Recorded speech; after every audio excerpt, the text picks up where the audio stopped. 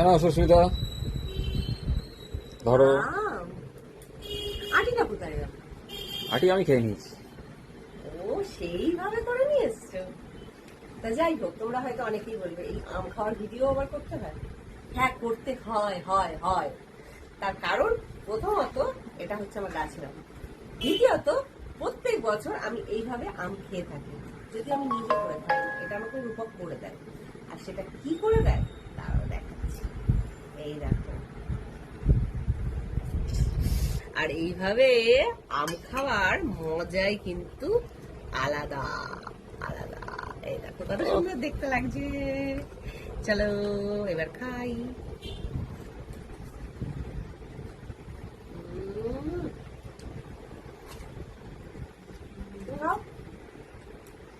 এই আমের স্বাদ এমন কারোর সাথে ভাগ করা যাবে না, বলো? না, তোমার সাথে ভাগ করবো, কারণ তুমি কেটে এনে দিয়ে গেছো। আসলে এইভাবে আম খেতে কিন্তু দারুণ লাগে। হয়তো অনেকেই খাও, এটা কোনো বিশেষ কথা নয়, কিন্তু আমি এবছর একদিনও খাইনি, কারণ রূপক আমাকে করে দেয়নি। আর এটা রূপক প্রত্যেক বছর করে দেয়, আমি প্রত্যেক বছর এইভাবে খাই। তা আজকে ওর মনে হয়েছে সুস্মিতাকে তো এইভাবে করে দিইনি। আরে টাইম পাচ্ছি না বলে ভুলেই গেছিলাম। দারুণ, মুখে দিলেই মিলিয়ে যাচ্ছে।